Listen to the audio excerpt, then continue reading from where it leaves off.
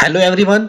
आज का जो हमारा टॉपिक है वो क्लासिकल एंड मॉलिक्यूलर जेनेटिक्स पे एमसीक्यूज हैं। ठीक, क्लासिकल जेनेटिक्स के अंदर आप जानते हैं जो क्लासिकल जेनेटिक्स है वो बेस्ड है मेंडल्स के लॉज पे, और जो मॉलिक्यूलर जेनेटिक्स है इसमें आप जानते हैं डीएनए क्लोनिंग वगैरह, स्ट्रक्चर ऑफ डीएनए, चाहे वो रेप्लिकेशन हो, ट्रांसक्रिप्शन हो, म्यूटेशन हो।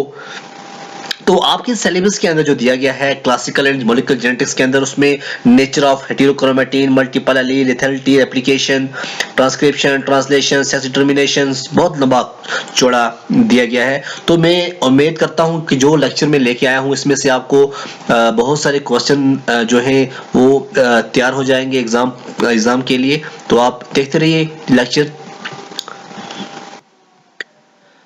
सबसे पहला जो क्वेश्चन आपकी स्क्रीन पे आ रहा है वो है the distance between the genes is measured bye.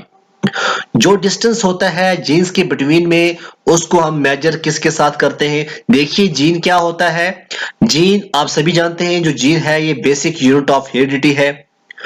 तो आप इसको बखूबी जानते होंगे क्योंकि जिसने भी एग्जाम फॉर्म फिल किया है वो तो बीएससी उसके लिए मैंडेटरी है। मिनिमम क्वालिफिकेशन तो बीएससी है, इसलिए आपको जरा डीप जानने के लिए मैं डीप जानने की कोशिश नहीं करूंगा। तो जो डिस्टेंस है बिटवीन द जीन्स उसको हम मेजर किस में करते हैं? उसको हम मेजर करते हैं मैप यूनिट में। याद रखना, मैप यूनिट में हम डिस्टेंस जो बिटवीन द जीन है उसको हम मेजर करते हैं। इसमें हमें दो तीन चीजें जो समझनी है वो मैं समझाऊंगा। जो डिस्टेंस होता है between the gene, distance between the gene जो होता है ना उसकी डायरेक्ट रिलेशन होती है विद परसेंटेज ऑफ रिकॉम्बिनेशन। क्यों? क्योंकि जब डिस्टेंस इंक्रीज होगा बिटवीन द जीन्स तो रिकॉम्बिनेशन जो होगा वो इंक्रीज होगी पहली चीज। दूसरी चीज जो इंपॉर्टेंट है, एक क्रॉसिंग आवर में, एक क्रॉसिंग आवर जो होती है बिटवीन टू लिंक्ड जीन, एक crossing over between two linked gene जो है उसको हम कहते हैं वन मैप। क्या कहते हैं? वन मैप यूनिट, या हम सेंटीमॉर्गन भी कहते हैं। दूसरी बात है, अगर 100% क्रॉसिंग होगी, 100%, 100%, तो उसको हम कहते हैं मॉर्गन। क्या कहते हैं? मॉर्गन। अगर 10% होगी तो उसको हम कहते हैं डेसीमॉर्गन। ओके। एक बात और जो इंपॉर्टेंट है वो ये है, और जो स्ट्रेंथ होती है ना लिंकेज के बिटवीन में, जो दो जीन्स के बिटवीन में जो स्ट्रेंथ होती है ना, तो वो क्या होती है? इनवर्सली प्रोपोर्शनल होती है to the distance between two. जो उन दोनों में डिस्टेंस होता है ना उसके इनवर्सली प्रोपोर्शनल होती है स्ट्रेंथ। ये बात याद रखना। तो इसलिए एग्जाम में कभी पूछा जा सकता है कि कौन सी प्रोपोर्शन होता है? इनवर्सली प्रोपोर्शनल होता है। तो ये तीन चार पॉइंट थे जो इसके रिगार्डिंग बहुत ही इंपॉर्टेंट थे। क्रोमोसोम मैप या genetic maps were first prepared by. अब जो क्रोमोसोम मैप होते हैं, जेनेटिक मैप होते हैं, ये क्या होते हैं? देखिए जो क्रोमोसोम मैप होते हैं ना ये शो करते हैं रिलेटिव लोकेशन ऑफ जीन्स और अदर इंपॉर्टेंट फीचर्स। और रही बात जेनेटिक्स मैप की, ये process of establishing the location of gene, ठीक है ना, ऑन द क्रोमोसोम। तो ये किसने किए थे? ये इसका आप आंसर बताइए, इसका आंसर क्या आएगा?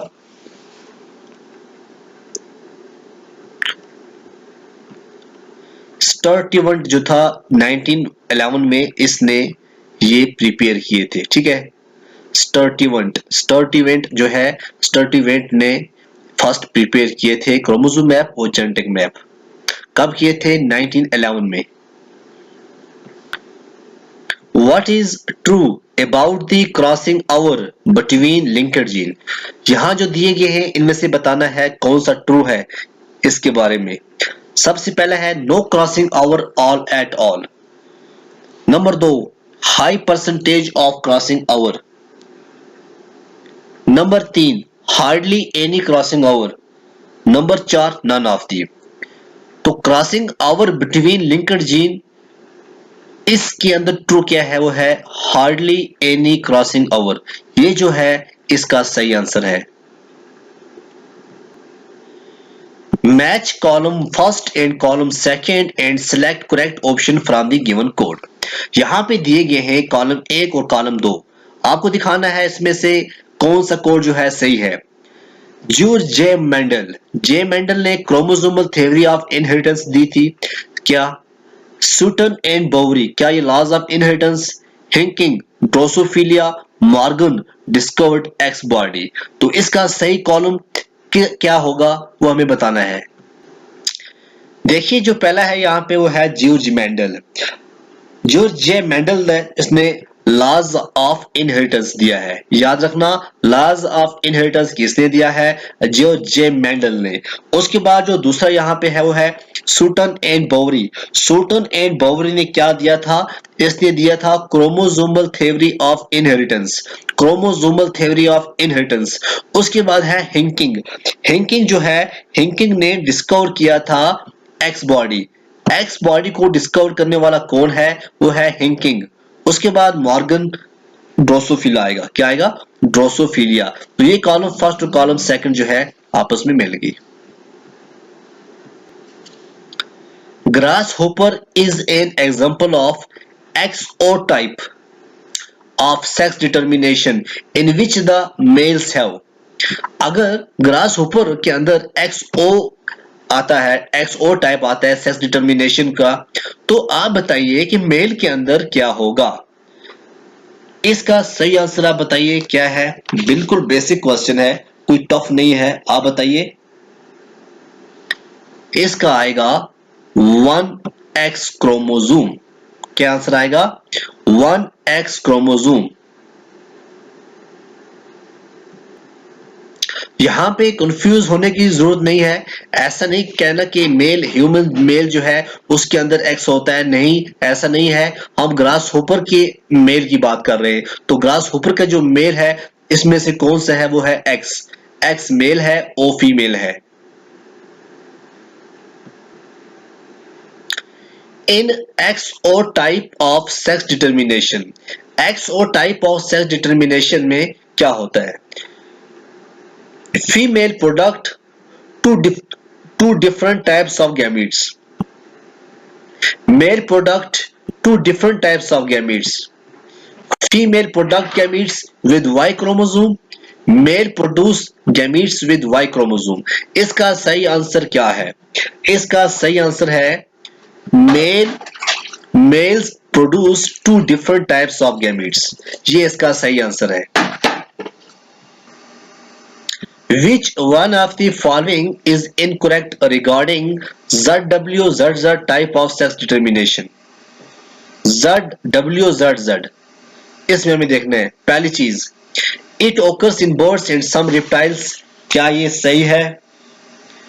Female are homogametic and males are heterogametic। क्या ये सही है?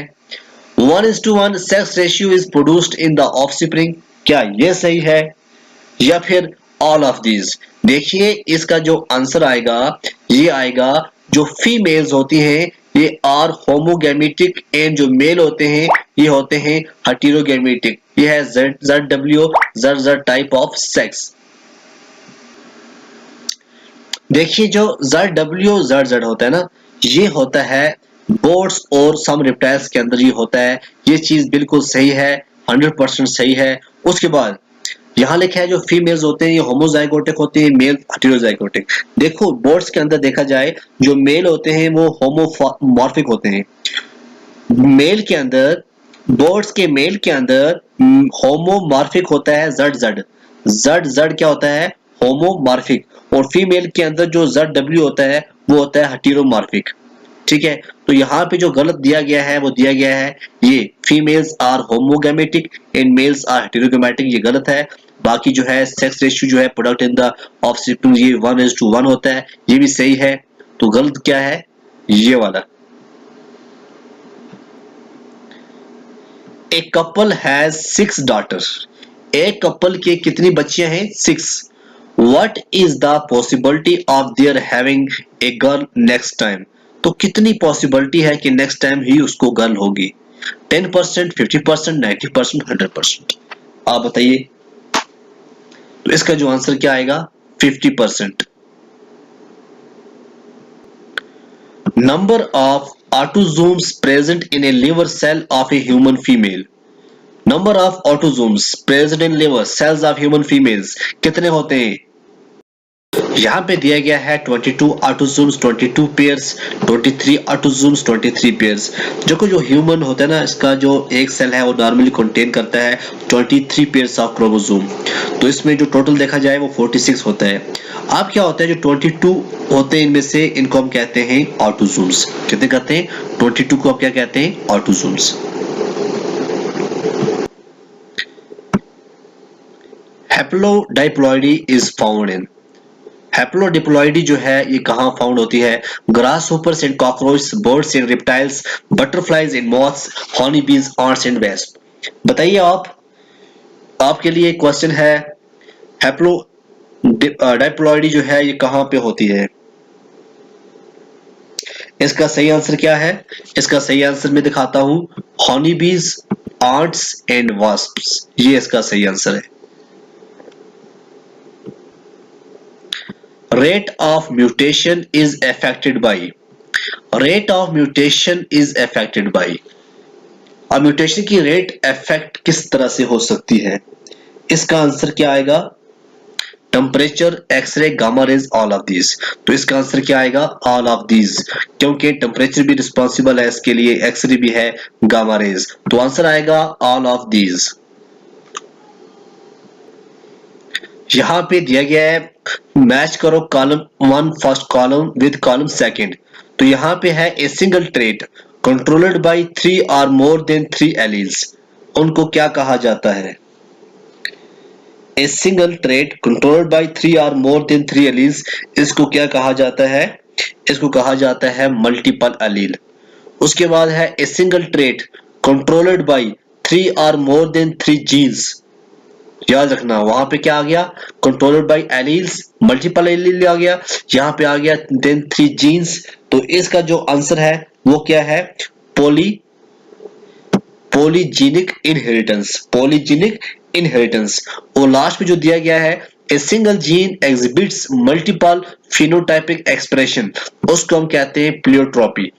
प्लियोट्रॉपी किसको कहते हैं? ए सिंगल जीन जो है एग्जिबिट करता है multiple phenotypic expression. Match column first and column second.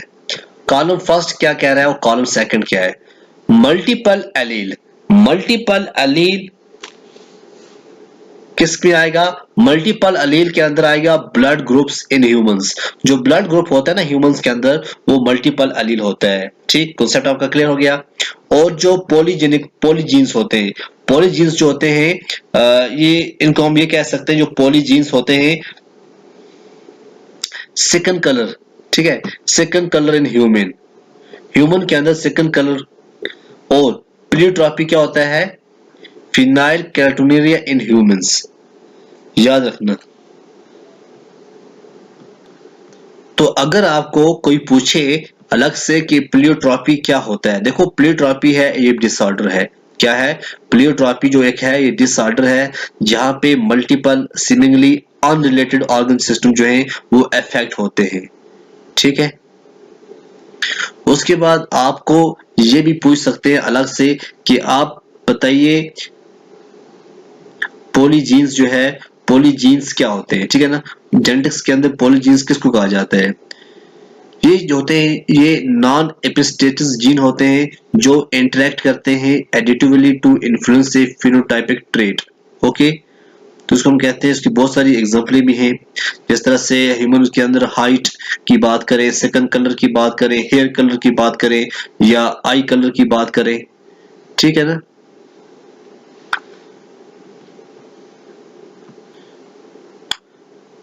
Two or more independent genes present on different chromosomes which determines nearly same phenotype। अब देखो, दो या दो से ज्यादा इंडिपेंडेंट जीन्स जो प्रेजेंट होते हैं डिफरेंट क्रोमोसोम्स के ऊपर, तो वो डिटरमाइन करते हैं नियर सेम फिनोटाइप। अब इसका जो आंसर है वो क्या आएगा? इसका आंसर आएगा डुप्लीकेट जीन। क्या आएगा? डुप्लीकेट जीन जो है इसका आंसर आएगा। यहां बताइए which one is incorrect match, क्या ये कॉन्टिन्यूअस मैचिंग है, क्या ये सेक्स अनस्पेसिफाइड है, क्या ये मेल है, क्या ये अफेक्टेड इंडिविजुअल है। सॉरी थोड़ा ऊपर नीचे हो गया है सेटिंग में। तो आप इनमें से बताइए, इनमें से इनकरेक्ट मैचिंग क्या है।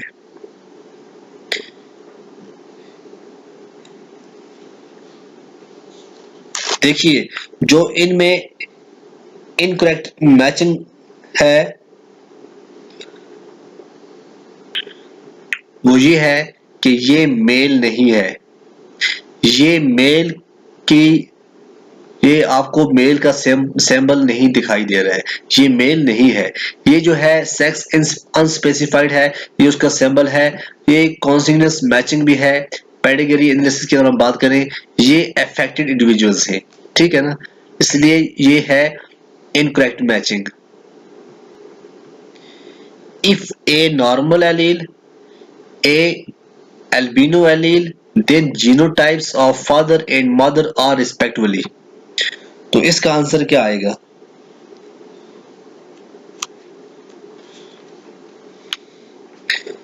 इसका जो आंसर है वो आएगा capital A small A, capital A small A, ये इसका आंसर आएगा। What are the chances of this couple's fifth child being an albino? इसका आंसर क्या आएगा? इसका आंसर आएगा 1:4। Dash dash is the example of X linked recessive trait.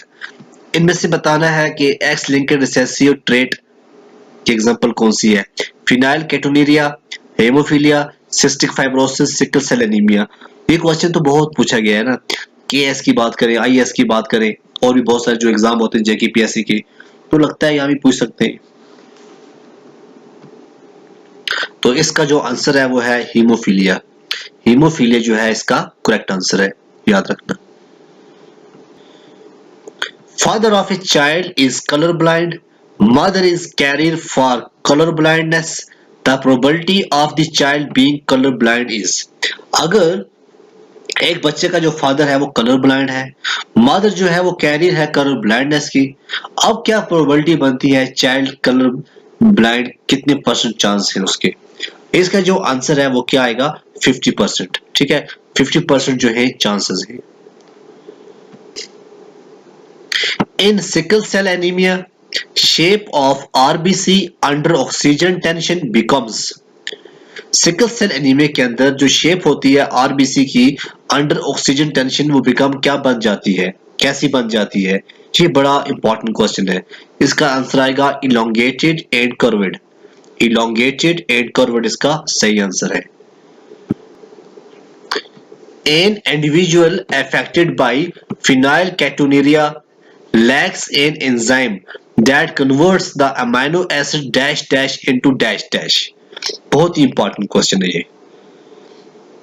इसका answer क्या आएगा? इसका आंसर आएगा एसिड, यहां पे क्या आएगा, यहां पे आएगा फिनाइल एलानिन, और यहां पे क्या आएगा टायरोसिन।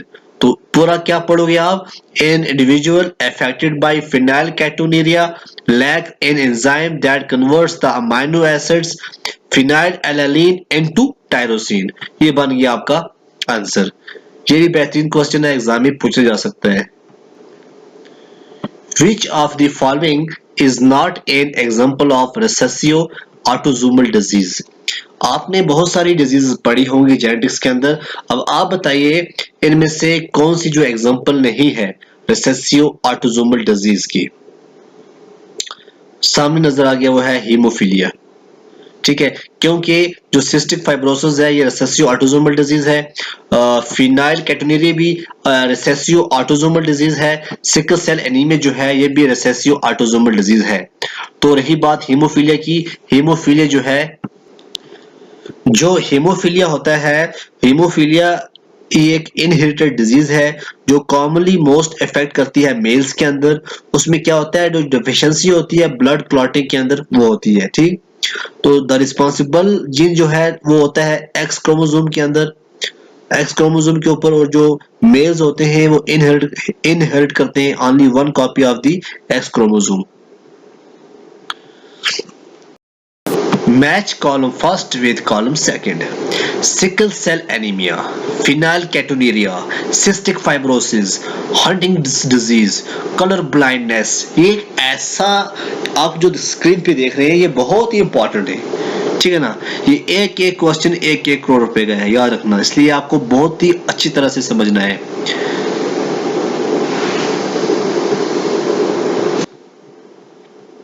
पहला आ गया जी sickle cell anaemia. Sickle cell anaemia के बारे में आप तो अच्छी तरह जानते होंगे, 12th 11th में पढ़ा होगा, बीएससी में पढ़ा होगा, एमएससी में पढ़ा होगा। सिकल सेल एनीमिया जो है एक डिजीज है जो काज होती है जब म्यूटेशन आ जाता है हीमोग्लोबिन बीटा जीन के अंदर। और जो हीमोग्लोबिन बीटा जीन है ये कहाँ फाउंड होता है, ये क्रोमोसोम नंबर 11th, ठीक है, क्रोमोसोम नंबर 11th पे ये फाउंड होता है। तो क्लियर आपको हो गया सिकल सेल एनीमिया।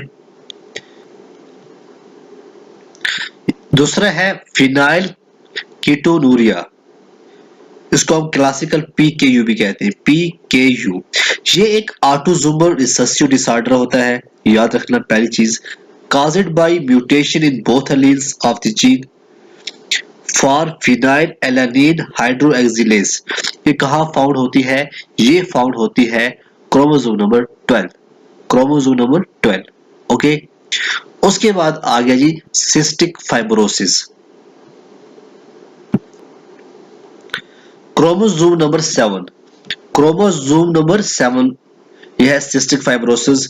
ये cause by mutation in gene on chromosome 7 जो कि इनकोड करता है protein subsequently termed the CFTR gene, ठीक है ना, CFTR जीन।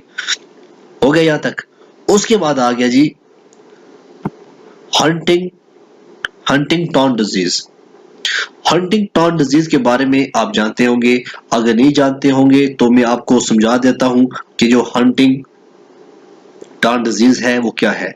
देखिए हंटिंगटन को HD भी कहते हैं, cause by genetic defect on chromosome number 4। सबसे पहला ये है, कौन डिफेक्ट होता है, क्रोमोसोम नंबर 4, ठीक। और जो ये डिफेक्ट काज करता है part of DNA to occur many more times than it is supposed to. So this defect is called a CAG repeat, CAG repeat। उसके बाद है जी कलर ब्लाइंडनेस। कलर ब्लाइंडनेस आपके पास एक ही बच्चा वो है एक्स क्रोमोसोम, ठीक है। कलर ब्लाइंडनेस जो है अब आपके पास एक ही बच्चा वो क्या है, एक्स क्रोमोसोम। अब कलर ब्लाइंडनेस क्या होता है, कलर ब्लाइंडनेस जो होता है इसमें ऐसा होता है डिक्रीज हो जाती है एबिलिटी टू सी कलर या डिफरेंस कलर, ब्लैक में व्हाइट, व्हाइट में ब्लैक, ये चीजें जो है इसको देखना थोड़ा मुश्किल हो जाता है।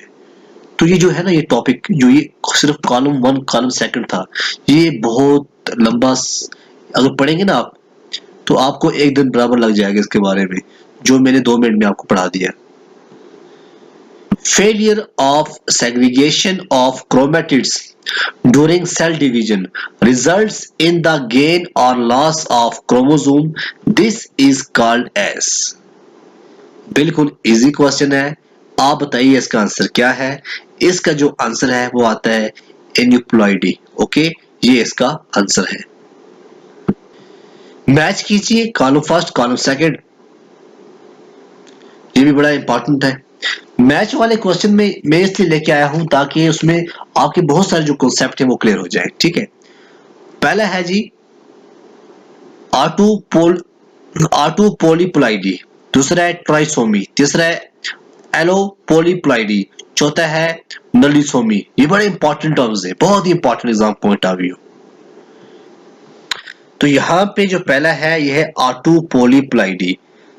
ऑटोपोलीप्लाइडी क्या होता है, जब मल्टीपल सेट्स जो क्रोमोसोम होते हैं वो ड्राइव होते हैं सेम स्पीशीज के अंदर, उसको हम कहते हैं ऑटोपोलीप्लाइडी। उसके बाद टर्म्स आती है एलोपोलीप्लाइडी। एलोपोलीप्लाइडी जो होता है ये हम मल्टीपल सेट जो होते हैं क्रोमोसोम के, ये ड्राइव होते हैं डिफरेंट स्पीशीज के अंदर। तो यहाँ पे जो आगे कॉलम दी गई है इसमें क्या है, क्रोमोसोम सेग्रीगेशन। अब जो ऑटो पॉलीप्लाइडी है इसका आएगा ए, ठीक है। ऑटो पॉलीप्लाइडी का ये क्रोमोसोम सेग्रीगेशन है। और जो ट्राइसोमी है, ट्राइसोमी का आएगा 2n+1। एलो पॉलीप्लाइडी जो है इसका आएगा ए, और जो नलिसोमी है इसका आएगा 2n-2। अब देखो जो नलिसोमी है ये क्या है।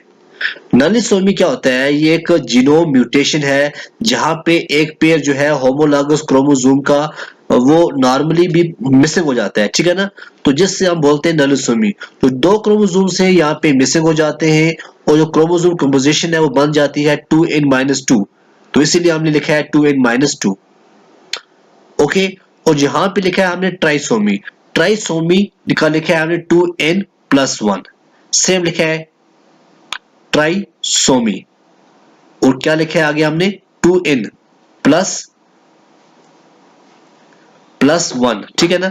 अब देखो जो ट्राइसोमी इसमें क्या होता है, loss of single chromosome from a diploid genome is called monosomy, ठीक। अब क्या है, the gain of one chromosome, जब लॉस किया तब बन गया मोनोसोमी, तब आएगा 2n-1। याद रखना, ट्राइसोमी 2n+1 जब गेन हुआ ए क्रोमोसोम, जब लॉस हुआ तब हम क्या लिखेंगे 2n-1। तो यहां पे भी मुझे लगता है आपके कॉन्सेप्ट क्लियर हुए होंगे इंशाल्लाह। Mongolism is a genetic disorder which is caused by the presence of an extra chromosome number। अब वहां पे अगर आपको आ गया जी मोंगोलिज्म जो जेनेटिक डिसऑर्डर है वो किसकी वजह से कॉज हुआ है, कौन सा एक्स्ट्रा क्रोमोसोम जो है उस पे आ गया तो जो ये मोंगोलिज्म बन गया। तो इसका जो आंसर है वो क्या आएगा 21 इसका सही आंसर है। Klinefelter syndrome। Klinefelter syndrome is characterized by a karyotype of। अब जो Klinefelter syndrome है इसका जो आंसर क्या आएगा वो आएगा XXY। क्या आएगा XXY। Klinefelter syndrome एक ऐसी जेनेटिक कंडीशन होती है जो कि रिजल्ट करती है जब एक बॉय जो बर्न होता है extra copy of x chromosome लेके, उसको हम कहते हैं क्लाइनफिल्टर सिंड्रोम, ठीक है। क्या हुआ क्लाइनफिल्टर सिंड्रोम, ये एक जेनेटिक कंडीशन होती है जब एक बॉय बर्न होता है उसके अंदर एक्स्ट्रा कॉपी होती है एक्स क्रोमोसोम की, ठीक है ना। और जो क्लाइनफिल्टर सिंड्रोम है ये अफेक्ट करता है मेल्स को, खासकर जो इसका जो इफेक्ट होता है वो होता है टेस्टिकुलर ग्रोथ, जो टेस्टिस की ग्रोथ है उस पर बड़ा असर करता है। उसमें क्या होता है जो टेस्टिस होते हैं ये छोटे रह जाते हैं, और जब टेस्टिस छोटे रहेंगे तो जो प्रोडक्शन होती है टेस्टोस्टेरोन की वो भी कम हो जाएगी। तो उससे क्या होगा, जो सिंड्रोम और जो ये सिंड्रोम है ये जो मसल्स मास है उसको भी रिड्यूस करता है, बॉडी को भी फेशियल हेयर को भी प्रॉब्लम करता है, और ये अफेक्ट करता है लगभग जो भी बॉडी के अंदर जो जिनका कनेक्शन हो रिप्रोडक्टिव सिस्टम के साथ। तो इसलिए ये XXY जो है इसका आंसर आएगा। अब आता है females with Turner syndrome save. सबसे पहले जो टर्नर सिंड्रोम होता है एक ऐसी कंडीशन होती है जब फीमेल्स के अंदर एक एस क्रोमोसोम जो है वो मिसिंग हो जाता है, ठीक है ना। तो उससे क्या होता है ये बहुत सारी मेडिकल और डेवलपमेंट प्रॉब्लम काज करता है, जिसमें हाइट शॉर्ट रहती है, ओवरीज को फेल हो जाता है, हार्ट डिफेक्ट आ जाते हैं। तो यहाँ पे दिया गया है कुछ ऑप्शन दिए गए हैं, यहाँ पे है स्मॉल यूट्रस है, हाँ ये भी होता है, रुडिमेंट्री ओवरीज ये भी सच है, अंडर डेवलप्ड ब्रेस्ट ये भी सच है। तो इसका आंसर जो आएगा वो आएगा all of these. In sickle cell anemia, glutamic acid is replaced by valine. Which one of the following triplet codes for valine? तो इसका जो आंसर है वो क्या आएगा,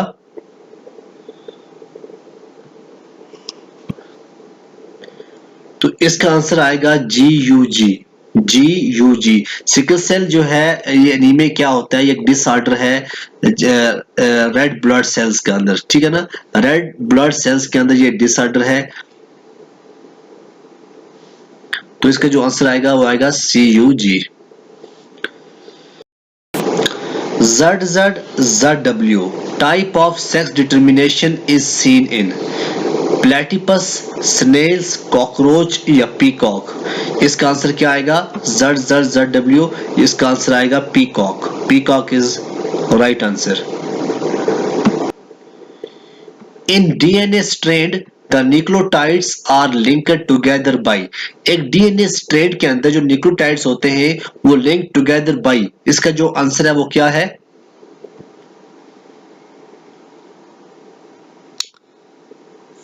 फास्फोडाइस्टर बॉन्ड। फास्फोडाइस्टर बॉन्ड जो है ये इसका आंसर है, ठीक।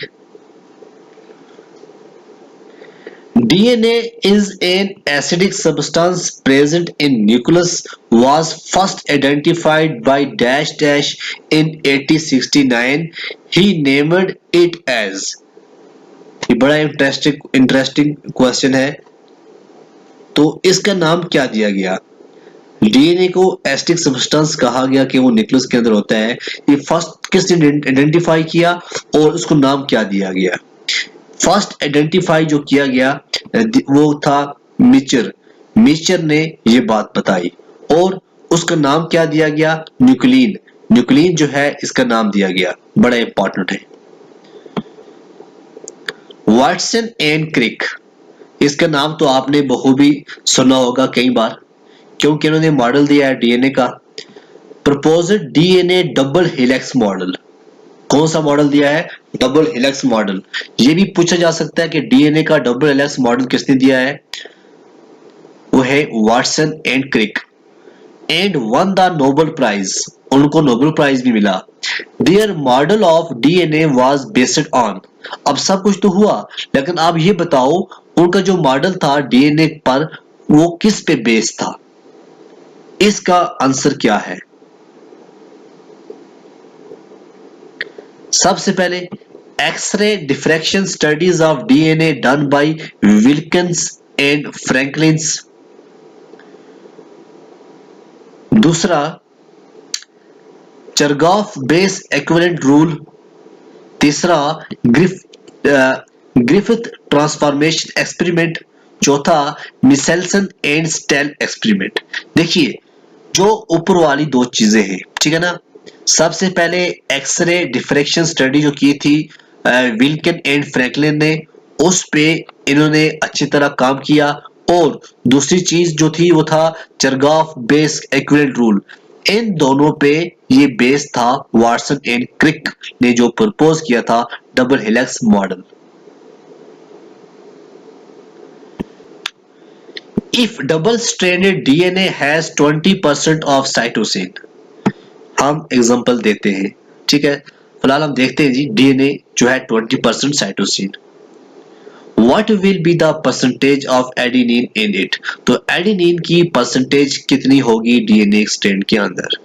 इसका आंसर कितना आएगा? 30। कितना आएगा? 30%। याद रखना, ये क्वेश्चन आपको करने पड़ेंगे, ठीक है ना। अगर आपको इन चीजों में समझ नहीं आ रही है तो आप इसमें लेक्चर ले सकते हैं, ब्रीफ लेक्चर डीएनए के ऊपर आप पढ़िए, मॉडल के ऊपर, परसेंटेज के ऊपर। How far is each base pair from the next one in DNA double helix model? इसका आंसर क्या आएगा? 0.34 nm। 0.34 nm। ये बेस पेयर जो है ये नेक्स्ट वन होते हैं, ठीक है ना। किसके अंदर अगर बात करें डीएनए डबल हेलिक्स मॉडल की, जब आप डीएनए का पूरा स्ट्रक्चर बनाते हैं ना तो वहां पे दिए जाते हैं बहुत सारे एंगल्स दिए जाते हैं, बहुत सारे वहां पे बताया जाता है कि इसकी जो बेस पेयर है उनकी क्या सिस्टम है, क्या उसका पेयर का कितना बनता है। तो वो भी आपने पढ़ा भी होगा, वैसे इतना डीप जाने की जरूरत तो है नहीं। Synthesis of DNA from RNA is explained by। Synthesis of DNA from RNA is explained by central dogma, reverse transcription, terminism, all of these. इसका आंसर क्या आएगा? जो सिंथेसिस है डीएनए का फ्रॉम आरएनए, इसको एक्सप्लेन में आएगा all of these. Central dogma reverse, ये भी ठीक है, रिवर्स ट्रांसक्रिप्शन भी ठीक है और टर्मिनिज्म भी ठीक है। हिस्टोन प्रोटीन्स आर, हिस्टोन जो प्रोटीन्स होते हैं वो क्या होते हैं?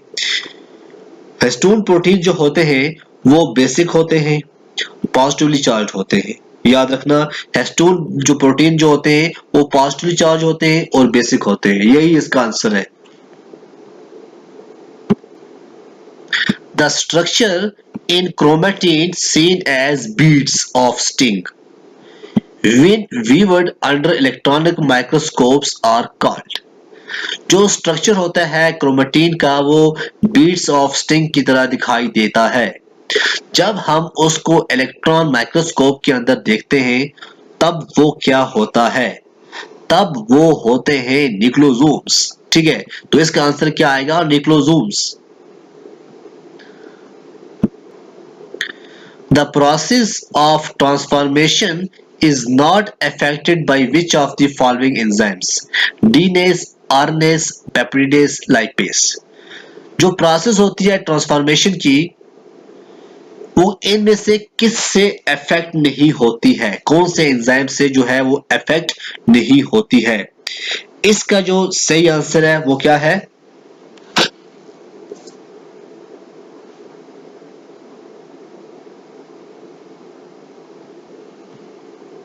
आरनेस, पेप्टिडेस, लाइपेस। ठीक है, इससे इफेक्ट नहीं होता है, बल्कि अगर क्वेश्चन ये पूछा गया कि किस से इफेक्ट होता है तो वो इफेक्ट होता जो है वो डीनेस से होता है। ठीक है, यहां फिर मैच करना है कॉलम फर्स्ट और कॉलम सेकंड को। यहां पे बताना है, देखिए सबसे पहले आप देखो वाटसन एंड क्रिक, इसने क्या किया था? वाटसन एंड क्रिक ने डीएनए डबल हेलिक्स को दिया था। काम जो आपका कंफ्यूजन है वो यहीं पे क्लियर हो जाएगी। एक आपका तो बनता है यहीं पे सीधा स्ट्रेट एंड फॉरवर्ड। दूसरा जो है एफ मिचर, अभी हमने बात की थी, जो एफ मिचर है इसी ने दिया था, उसका नाम बाद में निकोलिन रखा गया। ठीक है, एफ मिचर, ये भी क्लियर हो गया। अब है ग्रिफिथ, ग्रिफिथ का आता है एस न्यूमोनिया, और वाटसन क्रिक का तो हो गया। लास्ट पे बच्चा Wilkins and Franklin. Wilkins and Franklin, इसका जो आंसर है वो क्या है? X-ray diffraction. ठीक है ना, विल्कन एंड फ्रैंकलिन का आएगा एक्सरे डिफ्रैक्शन। तो हो गया। ये चीजें आपको फिर दो बार 3 बार रिवाइज करनी पड़ेगी, क्योंकि ऐसे ही क्वेश्चन एग्जाम में पूछे जा सकते हैं। Which one among the following was the first genetic material? आप बताइए जी, इनमें से कौन सा जो है पहला जेनेटिक मटेरियल है? इसका आंसर आएगा आरएनए। ठीक है, RNA, ribose nucleic acid. Which of the following life process is evolved around RNA? इसका आंसर क्या आएगा? ट्रांसलेशन। ट्रांसलेशन जो है इसका आंसर आएगा। Select the correct match of enzyme with its related function। तो यहाँ पे दिया गया है DNA polymerase, synthesis of DNA strand, helicase, unwinding of DNA helix, ligase, join together short DNA segment, या ऑल ऑफ द अबोव। तो इसका जो आंसर आएगा ये आपको बताना है कि इसमें से करेक्ट मैच जो है वो किसका है। तो आप देखिए इसका, आपको क्या लगता है इसका आंसर क्या आएगा? देखिए, जहां तक मेरा ख्याल है डीएनए पॉलीमरेज जो है सिंथेसिस ऑफ डीएनए स्ट्रैंड, ये तो सही है। हेलिकेज की बात करें अनवाइंड करता है डीएनए हेलिक्स को, ये भी सही है। लाइगेज की बात करें ज्वाइन करता है शॉर्ट डीएनए सेगमेंट को, ये भी सही है। तो इसका आंसर क्या आएगा? All of these. Okay, other than DNA polymerase which are the enzymes involved in DNA synthesis? Topoisomerase, helicase, RNA primase, all of these. Other than DNA polymerase, which are the enzymes involved in DNA synthesis? तो यहां पे आप बताइए इसका answer क्या आएगा? इसका answer आएगा ऑल ऑफ दीज। क्योंकि टोपो आइसोमेरेस, हेलिकेस, आरएनए प्राइमेस, ये तीनों जो है, तीनों के तीनों एंजाइम इन्वॉल्व होते हैं डीएनए सिंथेसिस के अंदर। तो ये था आपका एक लेक्चर, और नेक्स्ट भी मैं लेके आऊंगा। कल हमारा